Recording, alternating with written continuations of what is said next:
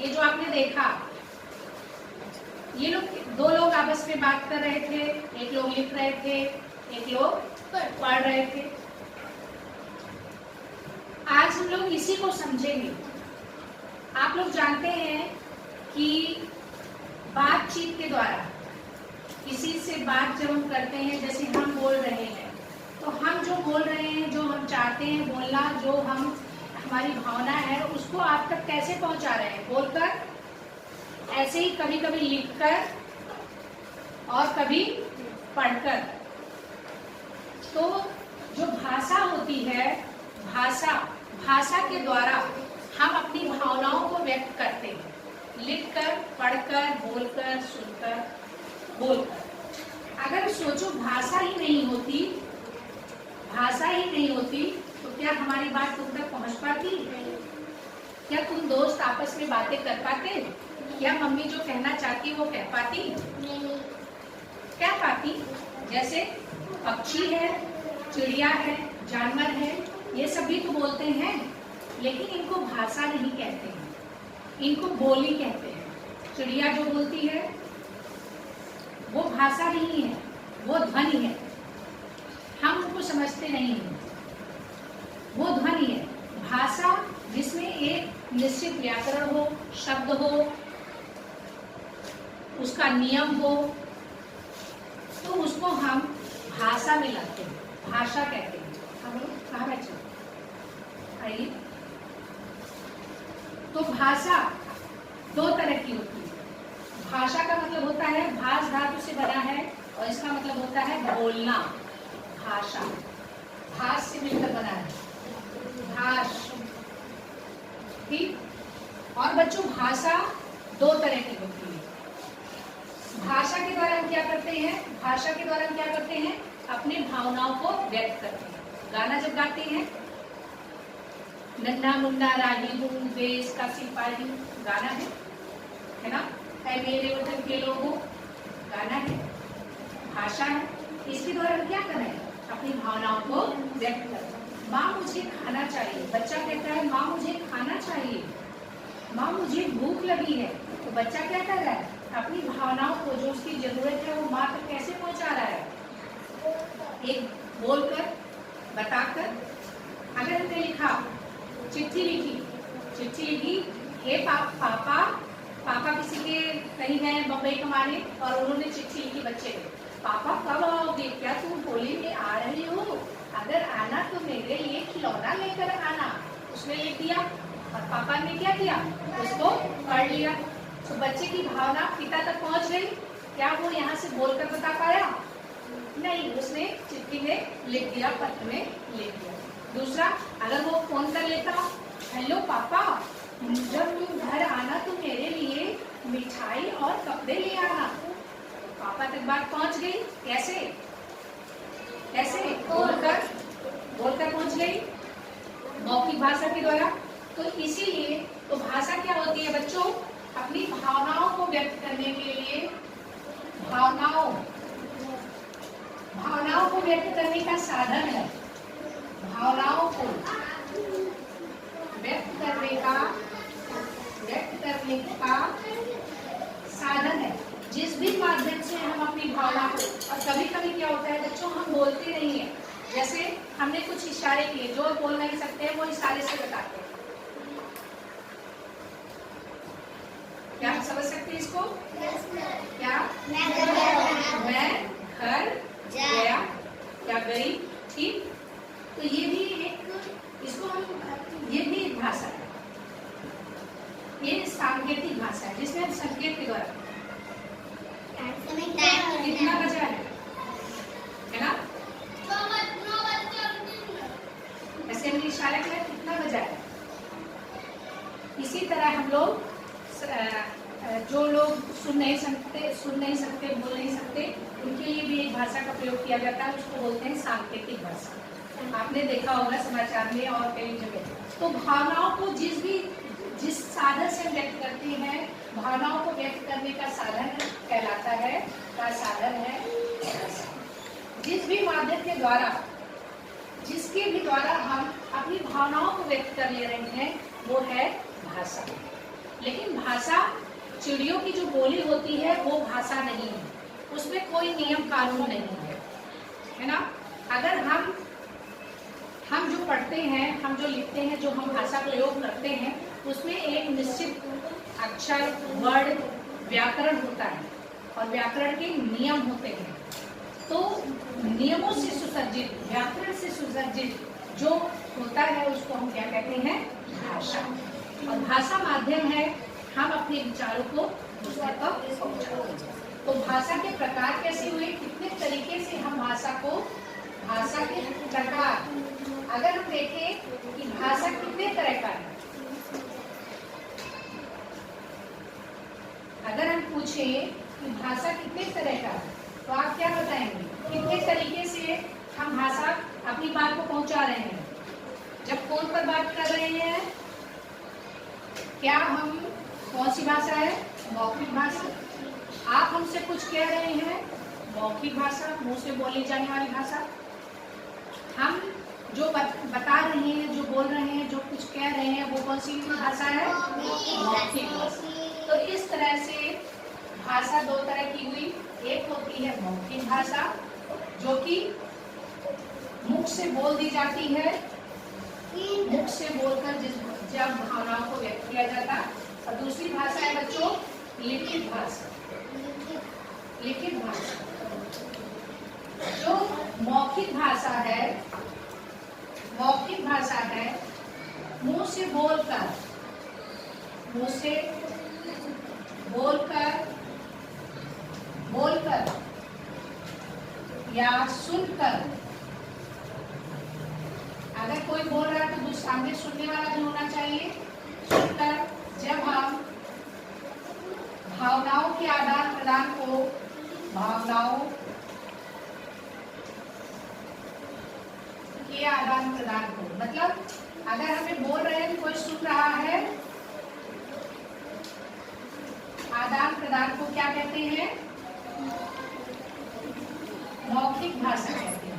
मतलब हम इसमें बोल रहे हैं और दूसरा सामने वाला क्या कर रहा है? सुन रहा है। यहाँ पर सिर्फ बोला जा रहा है और सुना जा रहा है। जब हम मुंह से बोलकर जिस जब भावनाओं को अपने बता रहे हैं, अगर हम गुस्से में हैं, क्या कर रहे हो सुबह? ठीक से बैठो, क्यों बदमाशी कर रहे हो? क्या तुम्हें अच्छा बच्चा बनना चाहिए ना? इस तरह से हम क्या कर रहे हैं? हम ओरली, मौखिक रूप से आपको एक संकेत दे रहे हैं, एक बात कह रहे हैं। तो ये क्या है? मौखिक भाषा। लिखित भाषा। लिखित भाषा क्या है? जब लिखकर, वर्णों से सजाकर, व्याकरण से सुसज्जित करके, लिखकर, जब हम किसी चीज पर लिखकर जब भावनाओं को, लिखकर भावनाओं को व्यक्त करने का, लिखकर भावनाओं या विचारों से, भावनाएं नहीं, कोई भी विचार हो सकता है, भावनाओं, विचारों,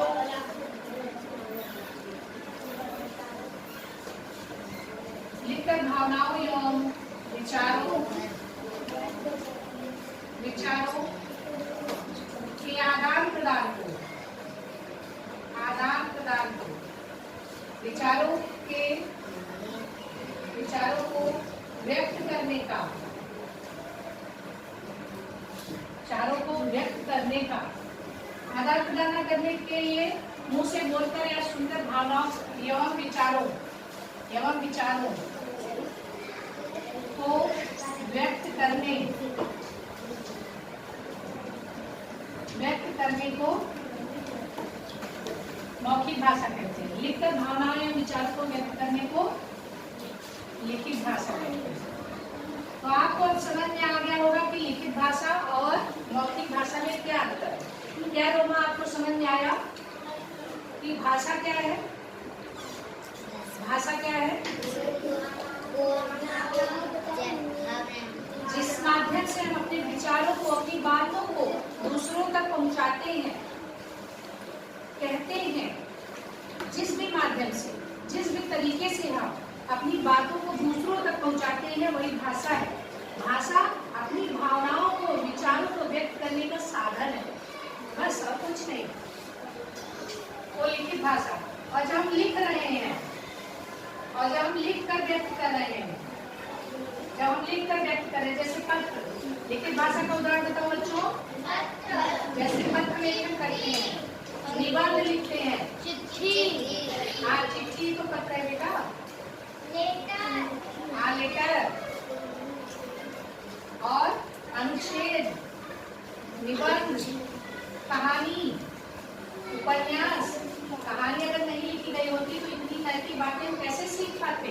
इतने अच्छे अच्छे उपन्यास न लिखे गए होते तो हम इतनी बड़ी बड़ी कहानियां, भागवत गीता, रामचरितमानस, है ना, ये सब बड़ी बड़ी किताबें लिखी गई, वेद लिखे गए, कुरान लिखे गए और बाइबल लिखा गया हमें बताने के लिए। और ये बहुत दिनों, जैसे देखो बच्चों, हमने बोला, हमने कुछ बात बोली, सदा सत्य बोलना चाहिए, आपने सुन लिया, लेकिन ये कब तक याद रहेगा आपको? थोड़े समय तक, या आपने आत्मसात कर लिया दूसरों के लिए तो ठीक है, लेकिन कभी कभी अगर हमें बहुत बड़ी बात बोल दी, बहुत लंबे लंबे ये पूरी बात जो हम बोल रहे हैं, अगर आप इसको लिखे ना तो थोड़े दिन बाद भूल जाएंगे। इसीलिए कोई भी चीज बहुत दिनों तक रहे, इसीलिए उसका लिपिकरण किया गया, उसको लिखा गया। लिखना आवश्यक है। लिखने से क्या होता है, कोई चीज आज हमने बताई, अगर दोबारा तुम भूल गए तो दोबारा उसको देख लो, आगे आने वाले लोग उसको देख सके, पढ़ सके, लिख सके। इसलिए बहुत लंबे समय तक कोई चीज रहने के लिए, उस नियम को, उस तथ्य को रखने के लिए हम लिपिकरण करते हैं, लिखते हैं। भागवत गीता नहीं लिखी गई होती तो कैसे पता चलता है कि कृष्ण जी ने महाभारत में कैसे कितने अच्छे ज्ञान दिए? रामचरितमानस नहीं लिखा गया होता तो हमें कैसे पता चला होता कि राम जी ने क्या क्या किया, हनुमान जी ने कैसे लंका को जलाया? हम जान पाते? नहीं जान पाते। ऐसी बहुत सी बातें अगर लिखी नहीं गई होती तो महात्मा गांधी के बारे में, सरदार वल्लभ भाई पटेल, सुभाष चंद्र बोस के बारे में हमें जानकारी मिल पाती नहीं। तो इसलिए कोई भी चीज को बहुत समय तक रखने के लिए हम लिखित भाषा का प्रयोग करते हैं। और कोई बहुत दूर है, अभी तो टेलीफोन हो गया, मोबाइल हो गया, लेकिन कुछ साल पहले हमारे ही बचपन में फोन नहीं हुआ करते थे, तब हम लोग चिट्ठी लिखा करते थे। हमारे पापा कहीं बाराबंकी में नौकरी करते थे तो हम लोग यहाँ से चिट्ठी लिखते थे, तब वो कुछ दिन बाद फिर वहाँ से आती थी। ये सब चीजें तो तुम लोग मिस कर रहे हो। एक जनरेशन है, ये आप लोग जो है ये इतनी अच्छी चीजें, कई चीजें आपके जीवन में अच्छा आया है, मोबाइल बढ़िया है, तुरंत रिप्लाई हो जाता है। बहुत सी चीजें जो लिखी जाती थी टेढ़े मेढ़े अक्षरों में, हम लोग चिट्ठी लिखते थे, वो आप लोग कहाँ कर पा रहे हो, है ना? चिट्ठी लिखते थे हम लोग, बुआ को चिट्ठी लिखते थे, दिल्ली रहती थी तो उनको बुआ को चिट्ठी लिखते थे हाल चाल लेने के, फिर 3-4-5 दिन बाद पहुंचती थी, फिर वहां से आता था, हालांकि बहुत टाइम लगता था। मौखिक भाषा, मौखिक भाषा ये जो हम बोल रहे हैं, जैसे भाषा का अजीब व्याख्या करना, जब हम कोई चीज व्याख्या, जैसे हम इस टाइप जो हम बातचीत कर रहे हैं वो व्याख्या कर रहे हैं, एक्सप्लेन कर रहे हैं, व्याख्या करना मौखिक भाषा। कहानी सुनाना, कहानी जो सुनाई जाती है, कहानी सुनाना। और क्या है, गाना सुनाना, मौखिक भाषा। बोलना, मौखिक भाषा।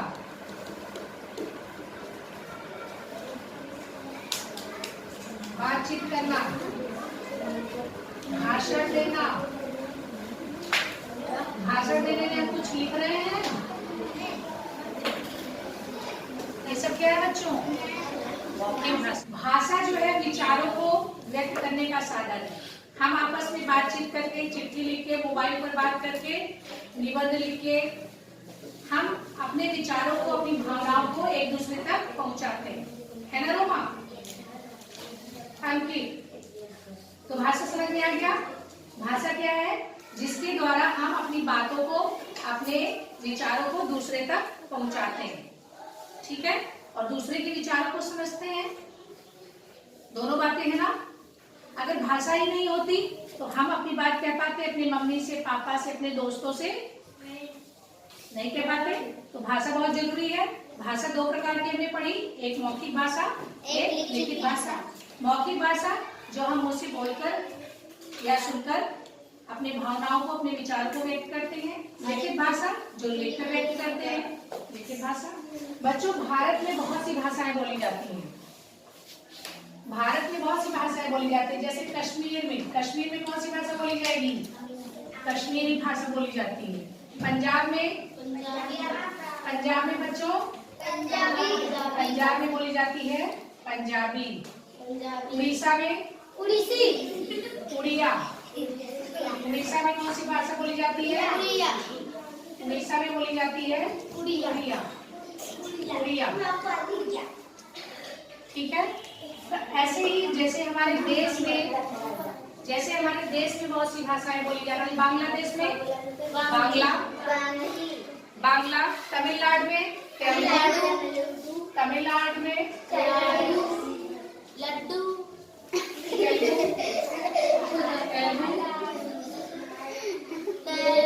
तेलुगु।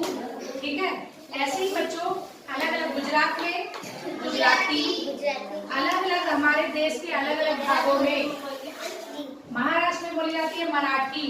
महाराष्ट्र की जो लोकल भाषा है उसको बोलते हैं मराठी। तो अगर आप सुनोगे नहीं तो कैसे जानोगे? क्या आप जानते हो? नहीं जानते हो ना सुजीत? तो हमारे देश में ही अलग अलग भागों में अलग अलग भाषाएं बोली जाती हैं। उसी तरह पूरी दुनिया में अलग अलग भाषाएं बोली जा रही हैं। लंदन में कौन सी भाषा बोली जा रही है? अमेरिका में लंदन में अंग्रेजी बोली जा रही है। क्या बोली जा रही है? अंग्रेजी बोली जा रही है।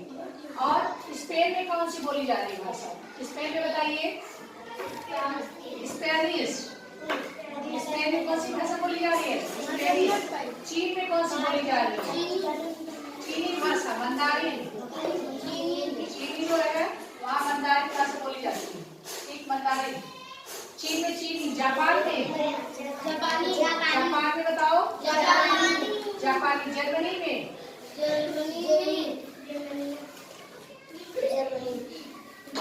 जर्मनी में जर्मन। जर्मनी में जर्मन भाषा बोली जा रही है। स्पेन में स्पेनिश भाषा। चाइना में चाइनीज बोली जा रही है, चीनी भाषा बोली जा रही है। अलग अलग देशों में अलग अलग भाषाएं बोली जा रही है। अलग अलग माध्यम है, तरीका है। तो बच्चों ये है, आज हमने सीखा भाषा। जापान में जाएंगे वो अलग तरीके से अभिवादन करेंगे। चाइना में जाएंगे वो अलग तरीके का नमस्कार करेंगे। हमारे भारत में आएंगे नमस्कार करेंगे, है ना? तो अलग अलग देशों का अलग अलग क्या है? भाषा है जिसके माध्यम से वो अपनी बातों को रखते हैं। इसीलिए जब हम चाइना में जाते हैं, चाइनीज वो बोलते हैं, वो नहीं समझ पाते हैं, क्योंकि उनका जो बात करना है, उनका जो विचार को व्यक्त करने का तरीका है वो अलग भाषा में है और हमारा अलग है।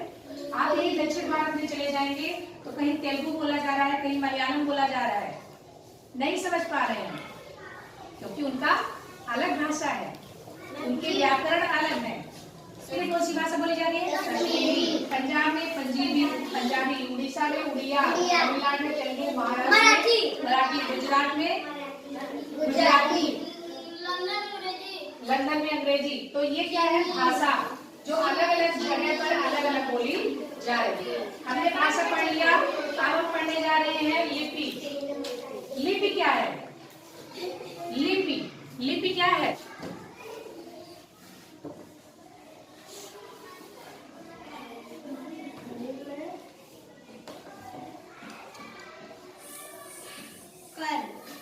कुछ पढ़ पा रहे हो? ये पढ़ पा रहे हो? कैसे करिए जी? कमल। ये भी तो मैंने लिखा है। लोटस।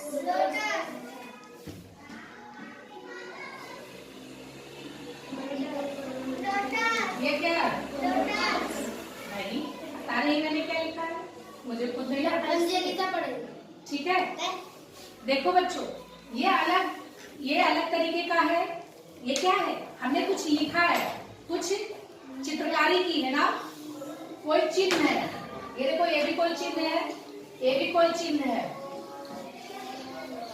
ये आप तुरंत ही कब बोल दे रहे हो, क्योंकि आपने इसको पहले देखा है, डिकोड किया है। क, जब हमने इस चिन्ह को बताया क है, आवाज हमने क्या दी? क। इस चिन्ह को क्या आवाज दी हमने? म। इस चिन्ह को हमने क्या आवाज दी? इस चिन्ह को क्या आवाज दी? क। लेकिन अगर इसी चिन्ह को हम तुमको सिखाए होते ख, तो आप खा बोल रहे होते। इस चिन्ह को हम बताए होते न, तो आप ना बोल रहे होते, है ना? तो हमने इस चिन्ह को ध्वनि से जोड़ दिया है। इस चिन्ह को हमने ध्वनि से जोड़ दिया कि जब भी ये चिन्ह दिखे तो तुम्हें क्या बोलना है? क। तो इसी तरह जब इसको हमने लिखा तो आपने यहाँ क्या बोला? पतंग, क्योंकि ये चिन्ह तुम्हें दिखाई दिया और तुमने बोला प। ये चिन्ह दिखाई दिया, तुमने बोला त। ये चिन्ह दिखाई दिया, तुमने बोला त। बच्चों, ये जो भाषा है, भाषा को चिन्हों के द्वारा प्रदर्शित करने को लिपि कहते हैं, लिपिकरण। इसको बोलते हैं स्क्रिप्ट। पहले जमाने के जब हम लोग पत्थर के वो जो आदिकाल के लोग होते थे, वो लोग क्या करते थे? उनकी हम पढ़ ही नहीं पा रहे हैं। पता नहीं किस भाषा में उन्होंने लिख दिया है। कुछ निशान बनाया है ऐसे, उसको जान लेते हैं, अच्छा घर है। तलवार बनाया है, जान लिए ये है। तो जब हमने धीरे धीरे पहले चिन्ह बनाए, चिन्हों के बाद चित्र बनाए, चित्रों के बाद चिन्ह बनाए, चिन्हों के बाद हमने क्या किया? पहले एक बहुत विशाल कार हमने घर बनाया, ऐसे घर बनाया, यहाँ खिड़की लगा दी, यहाँ पे चिमनी बना दी, और ये सब हमने बता दिया कि ये घर। ठीक, फिर हमने इंडिकेट कर दिया कि हाँ ये इस तरह से कुछ आएगा, तो आप क्या जान लोगे? घर। ठीक है, तो धीरे धीरे हम क्या कर दिए, अब इसको ये सब भी नहीं बनाए रहे हैं, खाली लिख दे रहे हैं। ये क्या है? घर। तो ये जो चिन्ह है, चिन्हों के माध्यम से एक बात को, जब हम चिन्हों के माध्यम से इस चित्र को प्रदर्शित करने के लिए, इस भावना को प्रदर्शित करने के लिए जिस चिन्ह का प्रयोग कर रहे हैं, उसको कहते हैं लिपि, लिपिकरण, स्क्रिप्ट। ये बच्चों बहुत इंपॉर्टेंट है। तो लिपि क्या है? लिपि क्या है? परिभाषा बताओ।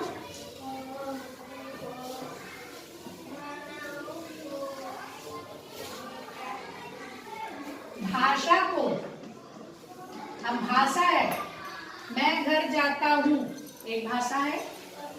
भाषा में मैंने वाक्य बना दिया। भाषा को चिन्हों के द्वारा व्यक्त करना, चिन्हों के द्वारा व्यक्त करना क्या कहलाता है? करना लिपि कहलाता है, लिपिकरण कहलाता है। ये लिपि है। लिपि क्या है? स्क्रिप्ट।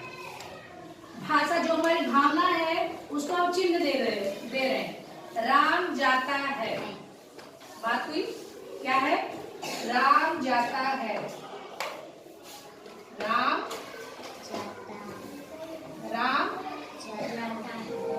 ये देखो, मैंने बोला था कि मैंने बोला राम जाता है, ये क्या लिखा गया? राम कैसे लिखा जा रहा है? इस चिन्ह के द्वारा, जाता है। लेकिन क्या यही चिन्ह हर भाषा में प्रयोग होता है? संस्कृत में यही बात, राम गच्छति। इंग्लिश में यही बात, राम गोज। क्यों? क्योंकि ये अलग अलग भाषा है। ये इंग्लिश भाषा है, इसकी जो लिपि है वो अलग है। ये संस्कृत भाषा है, इसकी लिपि देवनागरी है। हिंदी भाषा, इसकी लिपि देवनागरी। तो अलग अलग भाषाओं को अलग अलग तरीके से, अगर हमें उर्दू आता तो हम उर्दू में लिखते। क्या किसी को उर्दू यहाँ आता है? राम लिख सकती हो? अगर हमें उर्दू आता तो हम इसको भी ऐसे कुछ करके लिख पाते। फारसी आती, चाइनीज आती, जर्मन आती, मलयालम आती, तो अलग अलग तरीके से मैं यहाँ लिख पाती हूँ। लेकिन मुझे तो सिर्फ 3 लैंग्वेज आ रही है, राम, हिंदी, संस्कृत, अंग्रेजी। ऐसी तमाम भाषाएं हैं जिनको अलग अलग तरीके से हम व्यक्त कर रहे हैं। तो जब भाषा को चिन्ह के द्वारा, ये चिन्ह ही तो है, ये क्या है? ये क्या है? ये कोई चिन्ह ही तो है, ये चिन्ह ही तो है। ऐसे बना दिए, ये क्या है? चिन्ह है। चिन्ह को हमने नाम दे दिया है, एक ध्वनि दे दी है। तो जब हम भाषा को जब चिन्हों के द्वारा प्रदर्शित करते हैं तो उसको कहते हैं लिपि। अब हम देख लेते हैं कि कौन कौन सी लिपि है। जैसे अंग्रेजी भाषा की लिपि क्या है, हिंदी की क्या है, हिंदी भाषा, ये बच्चों याद रखना जरूरी है, लिपि। ये लिपि नहीं है, लिपि है, लिपिकरण है। भाषा, कौन सी भाषा, हिंदी। हिंदी भाषा की लिपि क्या है, हिंदी भाषा की लिपि देवनागरी। और संस्कृत की भाषा की भी लिपि क्या है, संस्कृत की भी क्या है, देवनागरी। बताओ अंग्रेजी भाषा की लिपि क्या है, नहीं, रोमन। रोमन नहीं, रोमन, रोमन। उर्दू की लिपि क्या है, उर्दू। मतलब उसका जो लिखने का तरीका होगा, जो संकेत होगा, वो इस लिपि से निर्धारित होगा। उर्दू, फारसी,